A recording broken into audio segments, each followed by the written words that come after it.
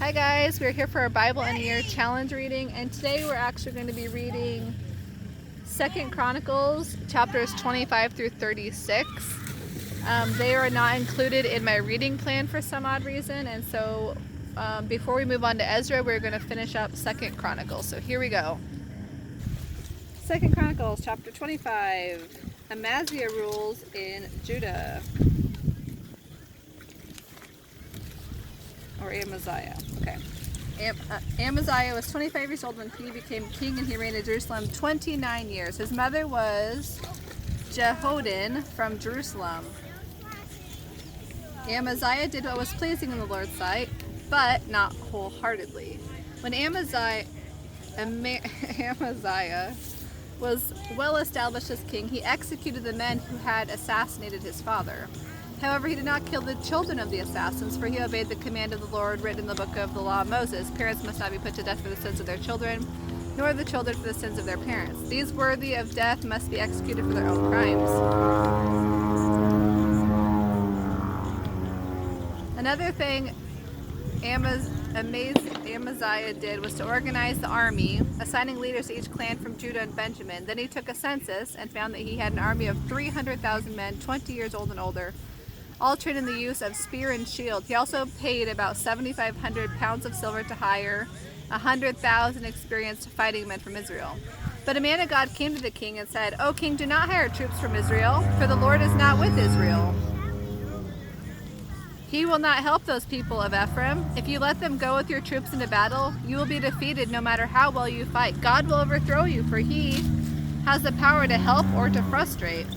Amaziah asked the man of God, "But what should I do about the silver I paid to hire the army of Israel?" The man of God replied, "The Lord is able to give you much more than this."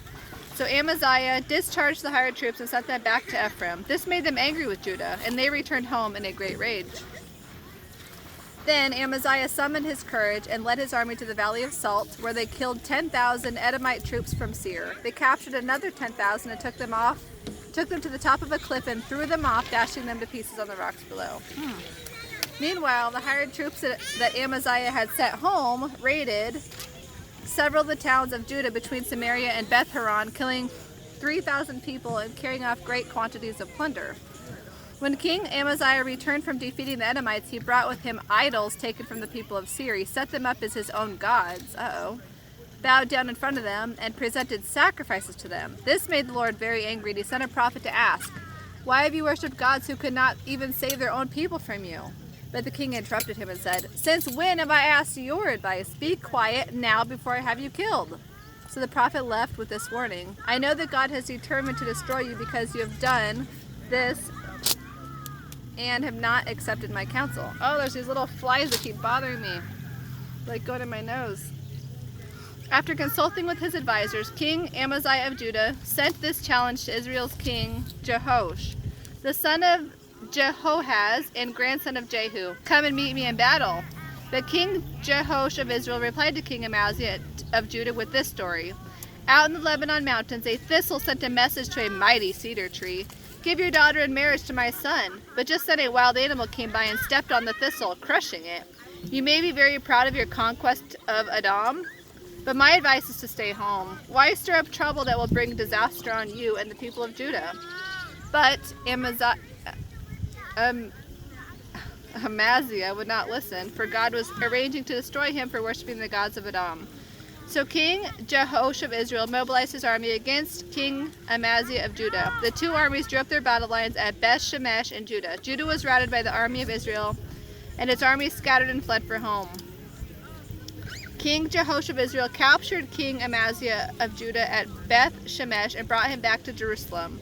Then Jehoash ordered his army to demolish 600 feet of Jerusalem's wall from the Ephraim gate to the corner gate. He carried off all the gold and silver and all the utensils from the temple of God that had been in the care of Obed-Edom. He also seized the treasuries of the royal palace along with hostages, and they then returned to Samaria. King Amaziah of Judah lived on for 15 years after the death of King Jehoash of Israel. The rest of the events of Amaziah's reign from beginning to end are recorded in the book of the kings of Judah and Israel. After Amaziah turned away from the Lord, there was a conspiracy against his life in Jerusalem, and he fled to Lachish. But his enemies sent assassins after him. and they killed him there. They brought him back to Jerusalem on a horse, and he was buried with his ancestors in the city of David. Chapter 26.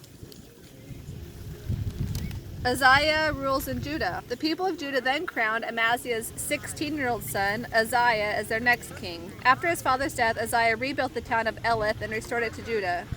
Uzziah was 16 when he became king, and he reigned in Jerusalem 52 years. His mother was Jecholiah from Jerusalem. He did what was pleasing in the Lord's sight, just as his father Amaziah had done.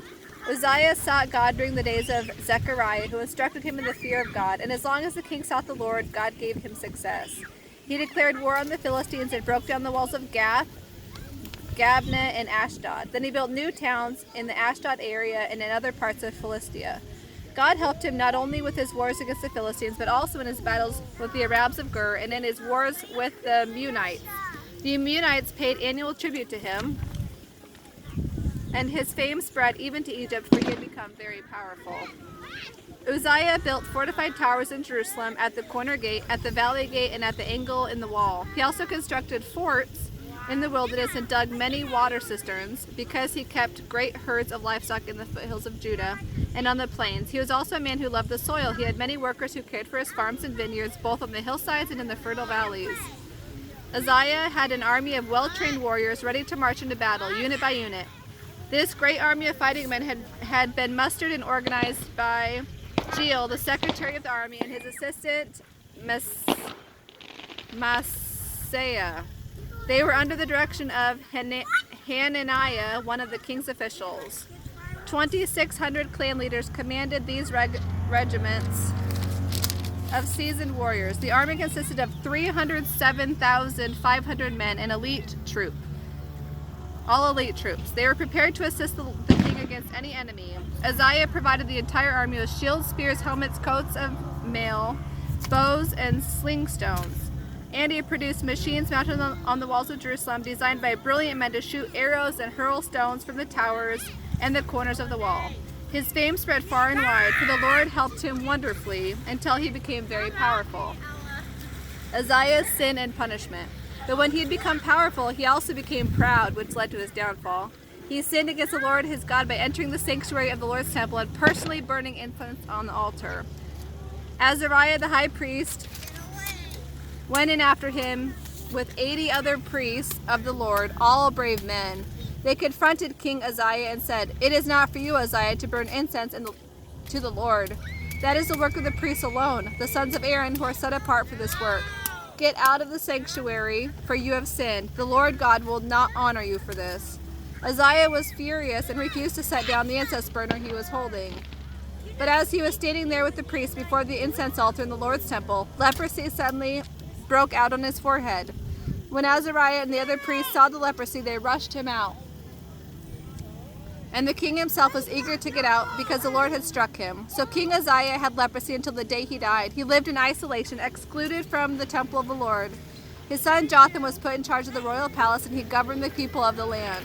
The rest of the events of Uzziah's reign, from the beginning to end, are recorded by the prophet Isaiah, son of Amoz. So Uzziah died, and since he had leprosy, he was buried nearby in a burial field belonging to the kings. Then his son Jotham became the next king. Chapter 27.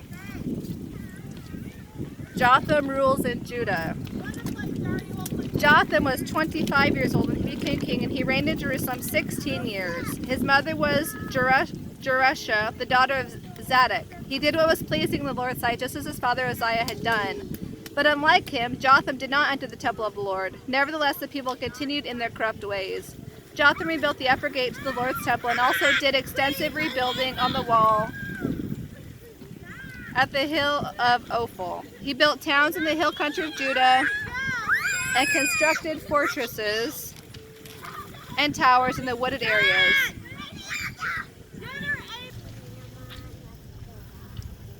Jotham waged war against the Ammonites and conquered them. For the next 3 years, he received from them an annual tribute of 7,500 pounds of silver, 50,000 bushels of wheat, and 50,000 bushels of barley. King Jotham became very powerful because he was careful to live in obedience to the Lord his God. The rest of the events of Jotham's reign, including his wars and other activities, are recorded in the book of the kings of Israel and Judah. He was 25 years old when he became king, and he reigned in Jerusalem 16 years. When he died, he was buried in the city of David, and his son Ahaz became the next king. Chapter 28. Ahaz rules in Judah. Ahaz was 20 years old when he became king, and he reigned in Jerusalem 16 years. He did not do what was pleasing in the sight of the Lord, as his ancestor David had done. Instead, he followed the example of the kings of Israel and cast images for the worship of Baal. He offered sacrifices in the valley of the son of Hinnom, even sacrificing his own sons in the fire. He imitated the detestable practices of the pagan nations whom the Lord had driven from the land ahead of the Israelites. He offered sacrifices and burnt incense at the pagan shrines and on the hills and under every green tree. That is why the Lord his God allowed the king of Aram to defeat Ahaz and to exile large numbers of his people to Damascus. The armies of Israel also defeated Ahaz and inflicted many casualties on his army. In a single day, Pekah, son of Remaliah, Israel's king, killed 120,000 of Judah's troops because they had abandoned the Lord, the God of their ancestors.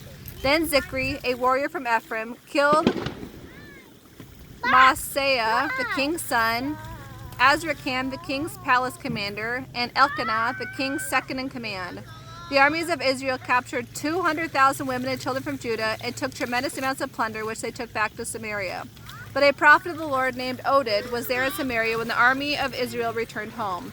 He went out to meet them and said, "The Lord, the God of your ancestors, was angry with Judah and let you defeat them. But you have gone too far, killing them without mercy, and all heaven is disturbed. And now you are planning to make slaves of these people from Judah and Jerusalem. What about your own sins against the Lord your God? Listen to me and return these captives you have taken, for they are your own relatives. Watch out, because now the Lord's fierce anger has been turned against you." Then some of the leaders of Israel, Azariah, son of Jehohanan, Berechiah, son of Meshillemoth, Hizkiah, son of Shallum, and Amasa, son of Hadlai, agreed with this and confronted the men returning from battle. "You must not bring the prisoners here," they declared. "We cannot afford to add to our sins and guilt. Our guilt is already great, and the Lord's fierce anger is already turned against Israel." So the warriors released the prisoners and handed over the plunder in the sight of all the leaders and people. Then the 4 men mentioned by name came forward and distributed clothes from the plunder to the prisoners who were naked. They provided clothing and sandals to wear, gave them enough food and drink, and dressed their wounds with olive oil. They put those who were weak on donkeys and took all the prisoners back to their own land, to Jericho, the city of palms. Then they returned to Samaria. Ahaz closes the temple.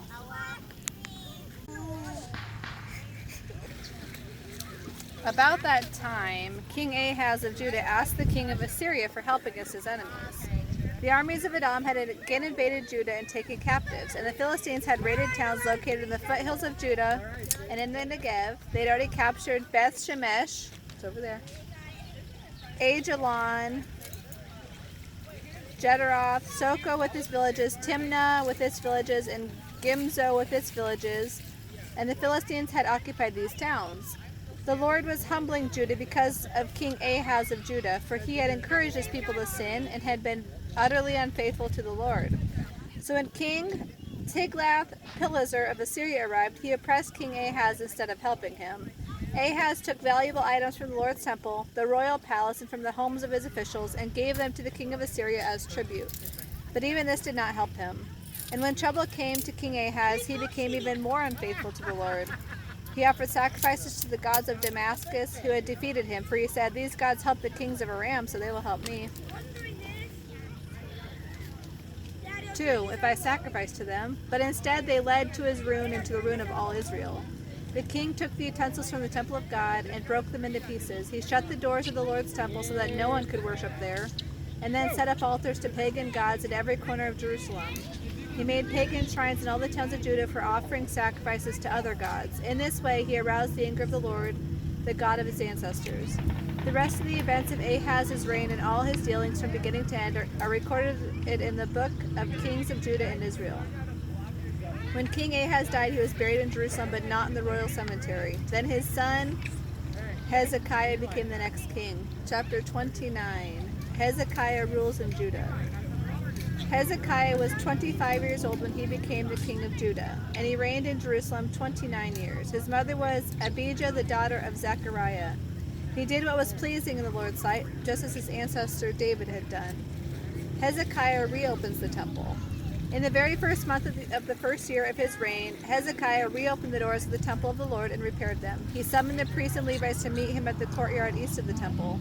He said to them, "Listen to me, you Levites. Purify yourselves and purify the temple of the Lord, the God of your ancestors. Remove all the defiled things from the sanctuary. Our ancestors were unfaithful and did what was evil in the sight of the Lord our God. They abandoned the Lord and his temple. They turned their backs on him. They also shut the doors to the temple's foyer, and they snuffed out the lamps. They stopped burning incense and presenting burnt offerings at the sanctuary of the God of Israel. That is why the Lord's anger has fallen upon Judah and Jerusalem. He has made us an object of dread, horror, and ridicule, as you can so plainly see. Our fathers have been killed in battle, and our sons and daughters and wives are in captivity. But now I will make a covenant with the Lord, the God of Israel, so that his fierce anger will turn away from us.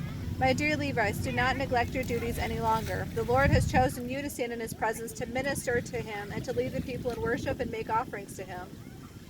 Then these Levites got right to work. From the clan of Kohath, Mahath, son of Amasai, and Joel, son of Azariah. From the clan of Merari, Kish, son of Abdi, and Azariah, son of Jehalelel. From the clan of Gershon, Joah, son of Zimmah, and Edom, son of Joah. From the family of Elizaphan, Shimri, and Jeiel. From the family of Asaph, Zechariah, and Mattaniah. From the family of Heman, Jehiel, and Shimei. From the family of Jeduthun, Shemaiah, and Uzziel. These men called together their fellow Levites, and they purified themselves. Then they began to purify the temple of the Lord, just as the king had commanded. They were careful to follow all the Lord's instructions in their work. The priests went into the sanctuary of the temple of the Lord to cleanse it, and they took out the temple courtyard, all the defiled things they found. From there the Levites carted it all out to the Kidron Valley. The work began on a day in early spring, and in 8 days they had reached the foyer of the Lord's temple. Then they purified the temple of the Lord itself, which took another 8 days. So the entire task was completed in 16 days. The temple rededication. Then the Levites went to King Hezekiah and gave him this report. "We have purified the temple of the Lord, the altar of burnt offering with all its utensils, and the table of the bread of the presence with all its utensils. We have also recovered all the utensils taken by King Ahaz when he was unfaithful and closed the temple. They are now in front of the altar of the Lord, purified and ready for use." Early the next morning, King Hezekiah gathered the city officials and went to the temple of the Lord. They brought 7 bulls,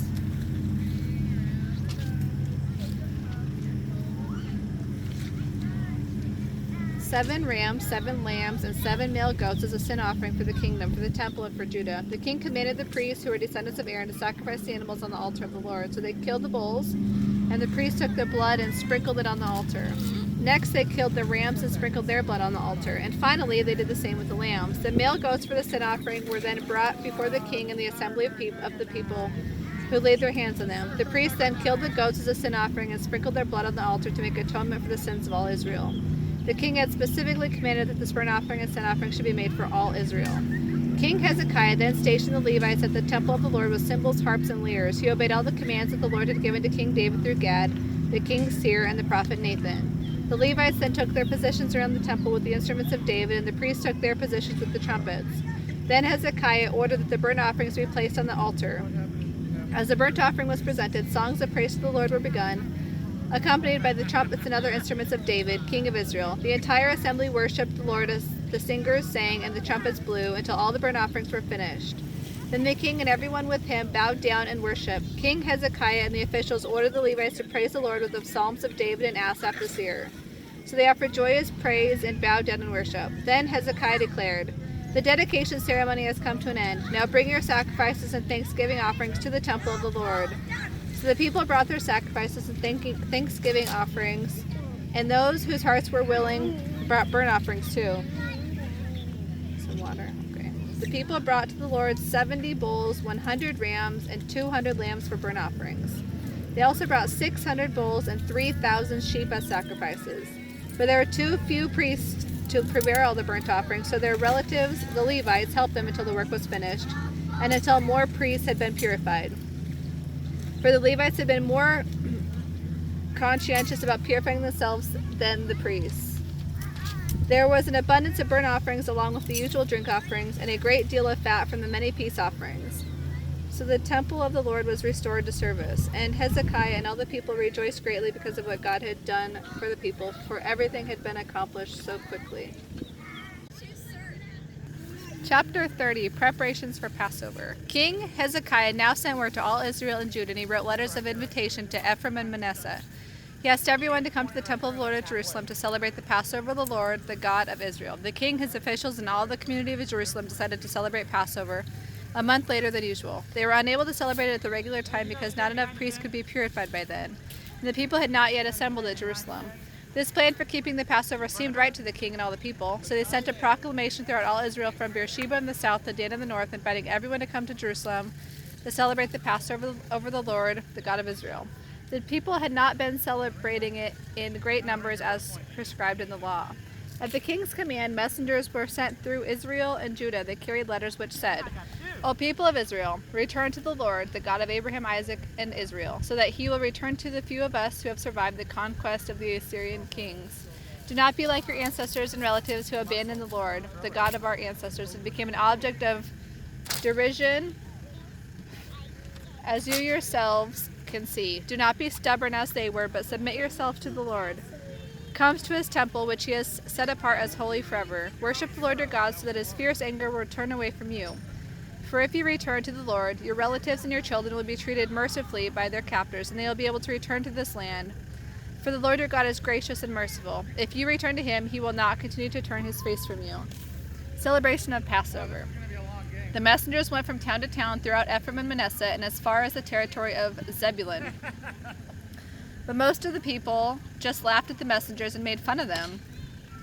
However, some from Asher, Manasseh, and Zebulun humbled themselves and went to Jerusalem. At that time, God's hand was on the people in the land of Judah, giving them a strong desire to unite in obeying the orders of the king and his officials, who were following the word of the Lord.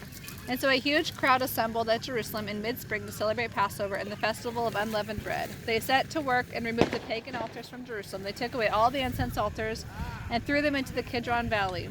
On the appointed day in mid-spring, one month later than usual, the people slaughtered their Passover lambs, and the priests and Levites became ashamed, so they purified themselves and brought burnt offerings to the temple of the Lord.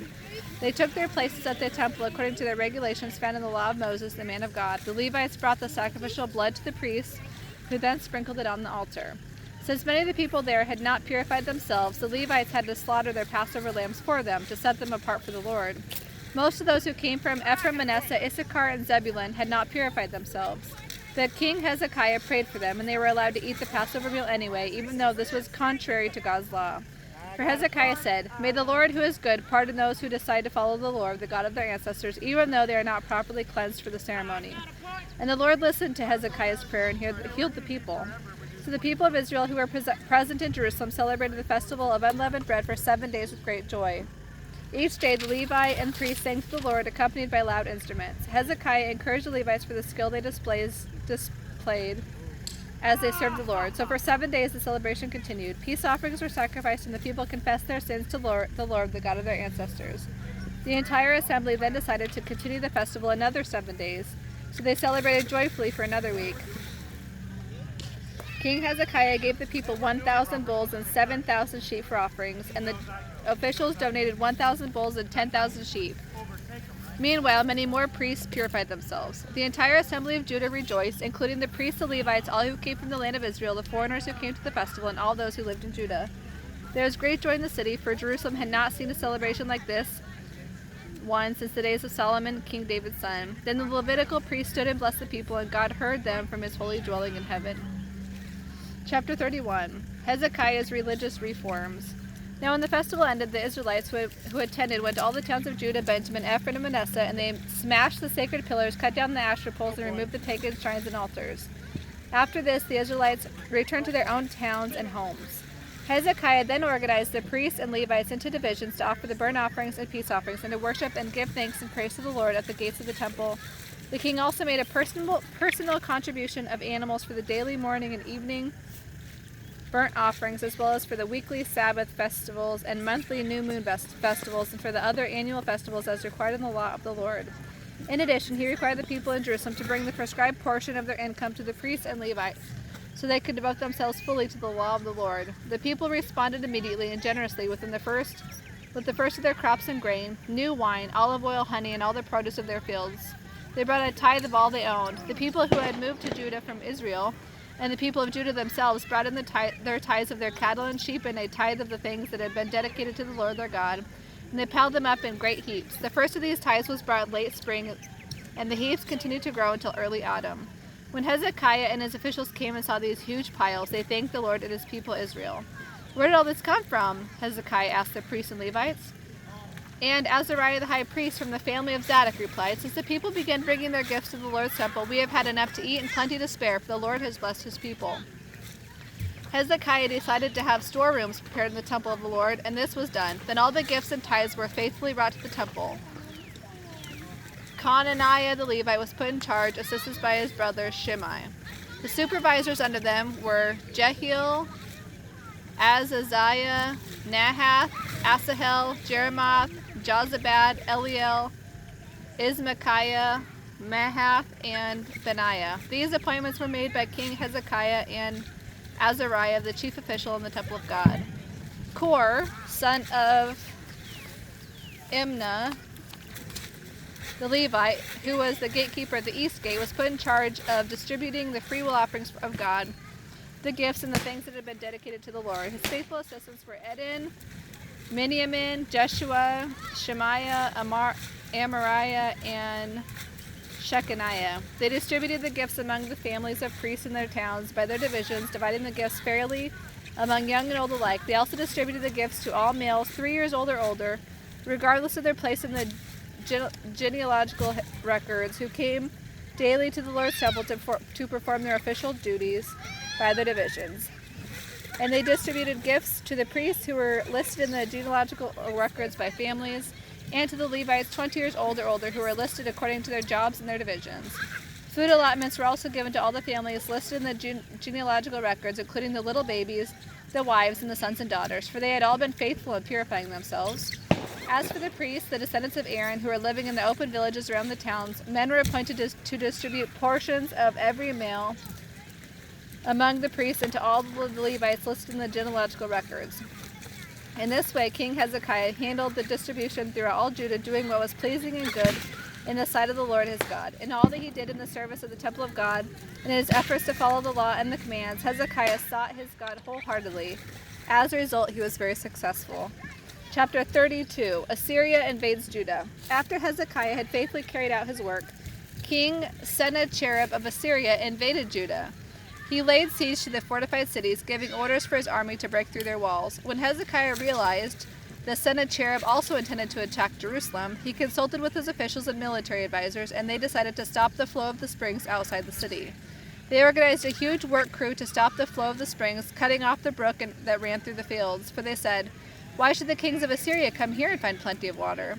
Then Hezekiah further strengthened his defenses by repairing the wall wherever it was broken down, and by adding to the fortifications and constructing a second wall outside the first.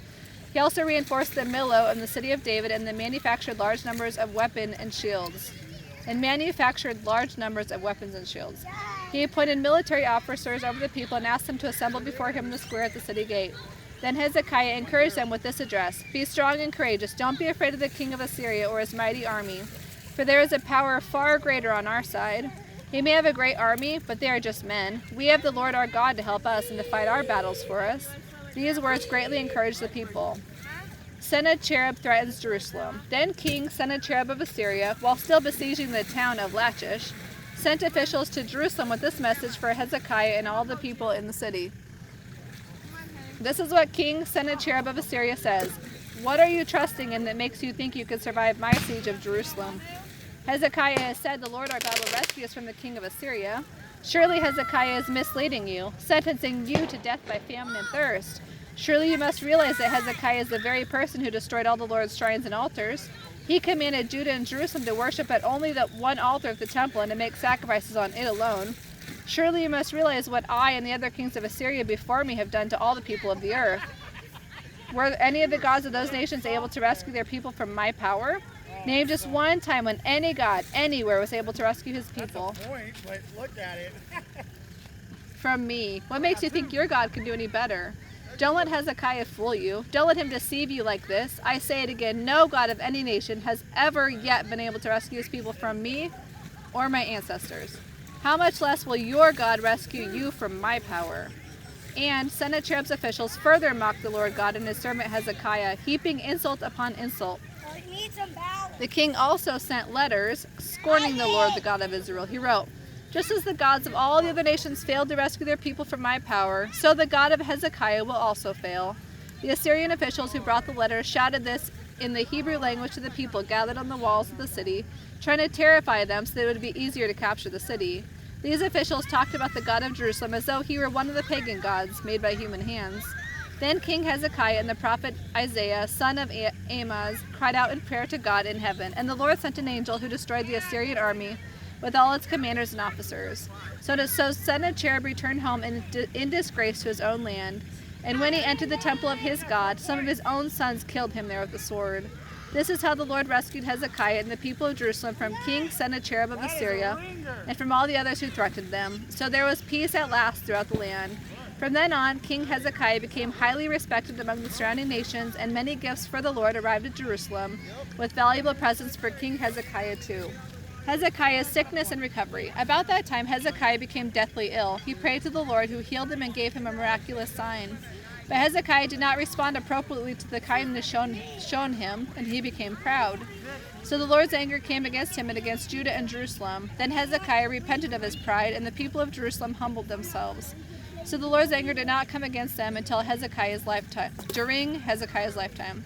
Hezekiah was very wealthy and held in high esteem. He had to build special treasury buildings for his silver, gold, precious stones, and spices, and for his shields and other valuable items. He also constructed many storehouses for his grain, new wine and olive oil, and he made many stalls for his cattle and folds for his flocks of sheep and goats. He built many towns and acquired vast flocks and herds, for God had given him great wealth. He blocked up the upper spring of Gihon and brought the water down through a tunnel to the west side of the city of David. So he succeeded in everything he did.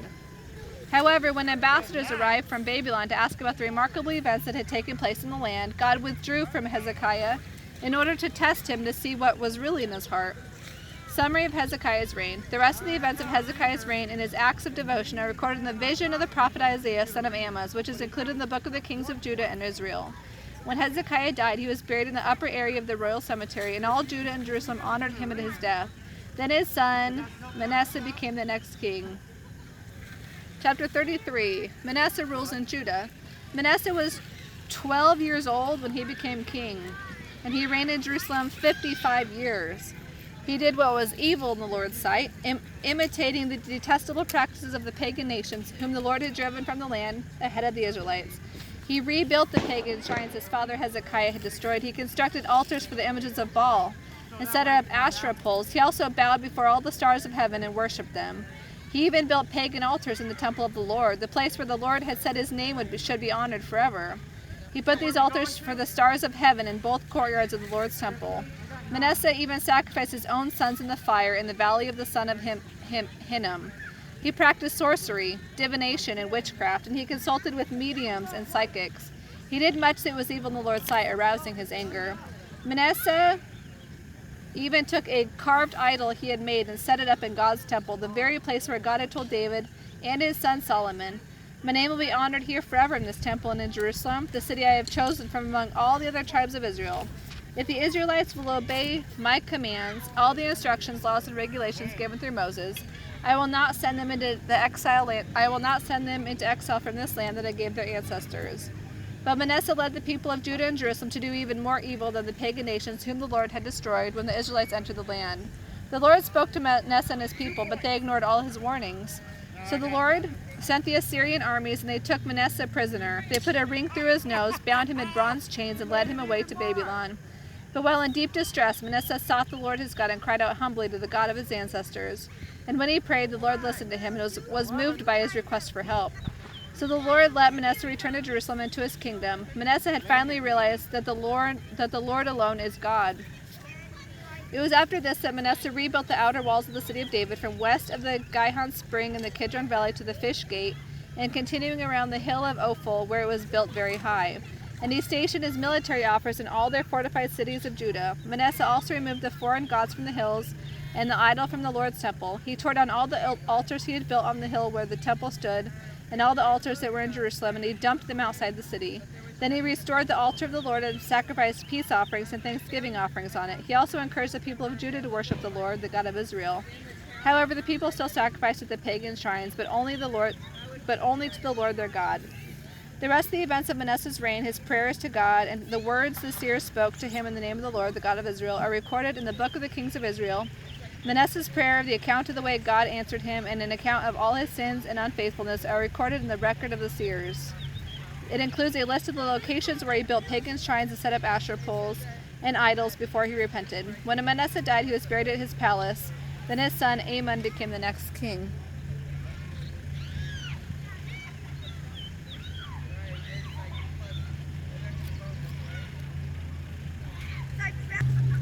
Amon rules in Judah. Amon was 22 years old when he became king, and he reigned in Jerusalem only 2 years.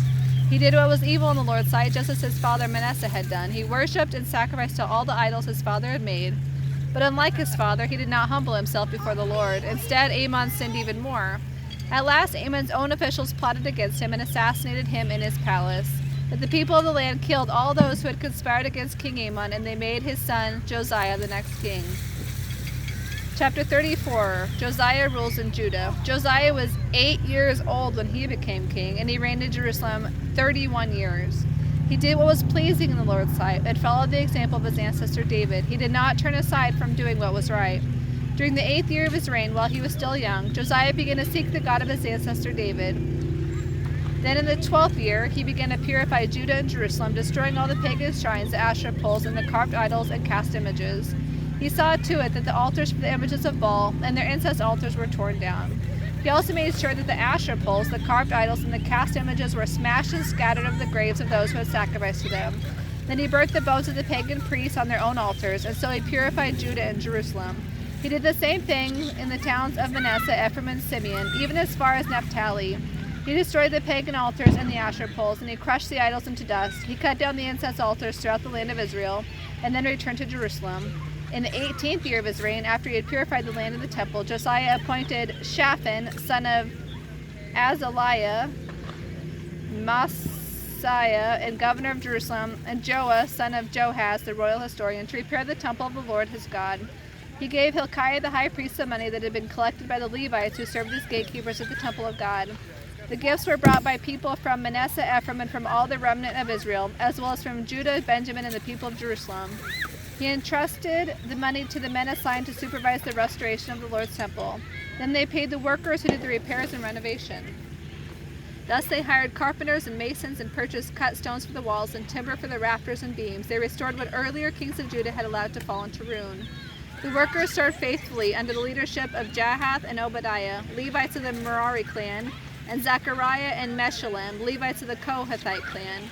Other Levites, all of whom were skilled musicians, were put in charge of the laborers of the various trades. Still others assisted as secretaries, officials, and gatekeepers.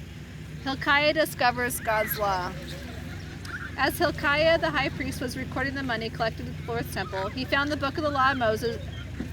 He found the book of the law of the Lord as it had been given through Moses.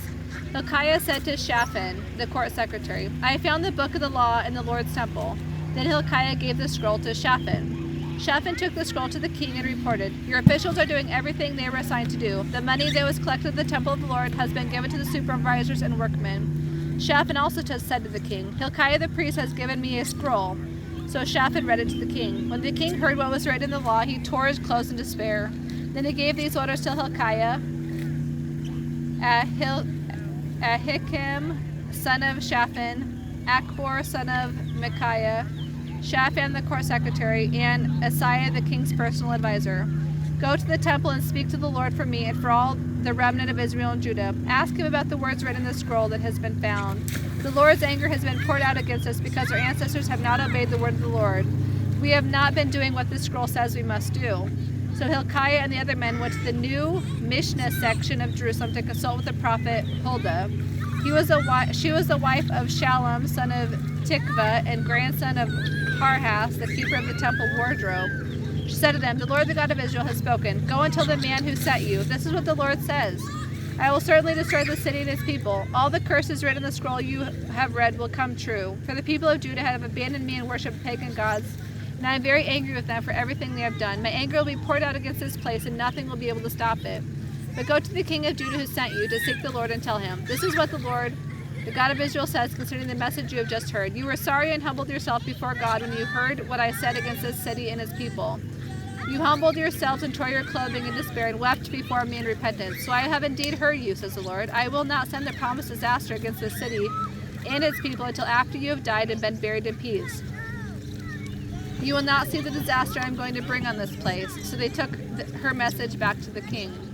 Josiah's religious reforms. Then the king summoned all the leaders of Judah and Jerusalem, and the king went up to the temple of the Lord with all the people of Judah and Jerusalem, and the priests and the Levites, all the people from the greatest to the least.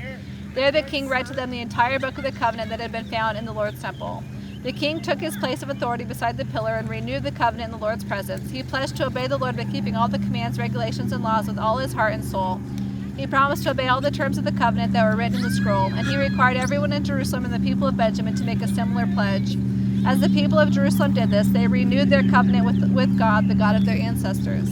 So Josiah removed all detestable idols from the entire land of Israel, and it required everyone to worship the Lord their God.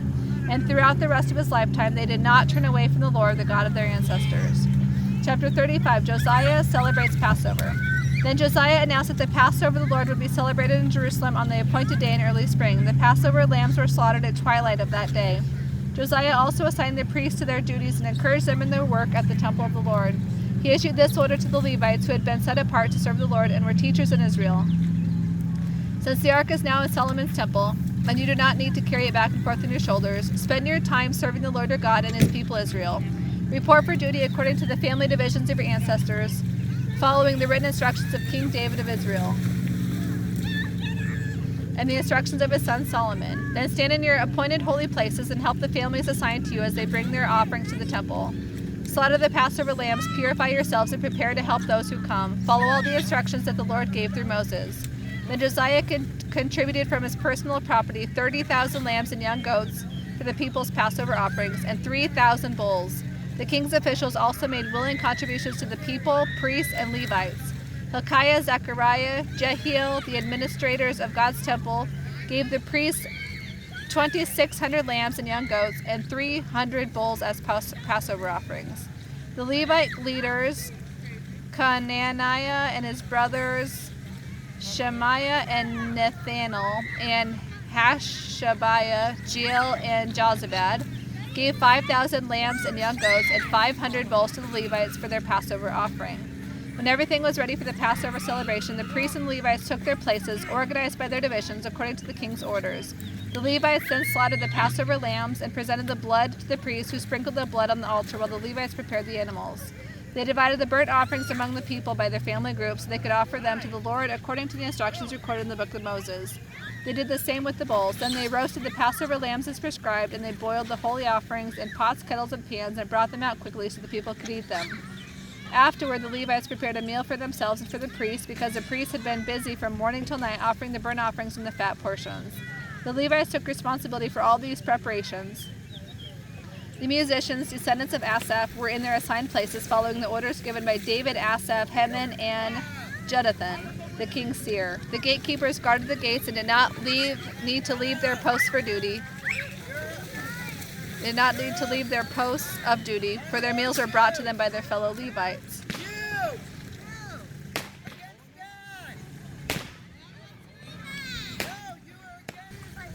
The entire ceremony for the Lord's Passover was completed that day. All the burnt offerings were sacrificed on the altar of the Lord as King Josiah had ordered. All the Israelites present in Jerusalem celebrated Passover and the festival of unleavened bread for 7 days.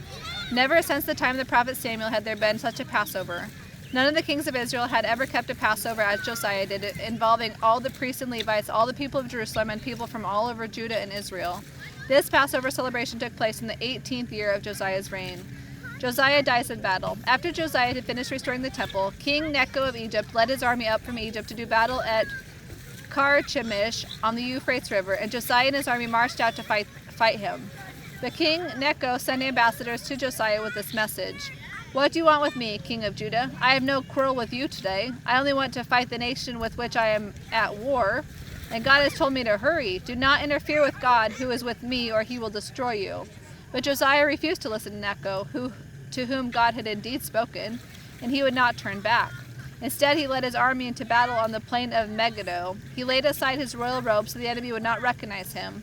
But the enemy archers hit King Josiah with their arrows and wounded him. He cried out to his men, "Take me from the battle, for I am badly wounded." So they lifted Josiah out of his chariot and placed him in another chariot. Then they brought him back to Jerusalem, where he died. He was buried there in the royal cemetery, and all Judah and Jerusalem mourned for him. The prophet Jeremiah composed funeral songs for Josiah, and to this day choirs still sing these sad songs about his death.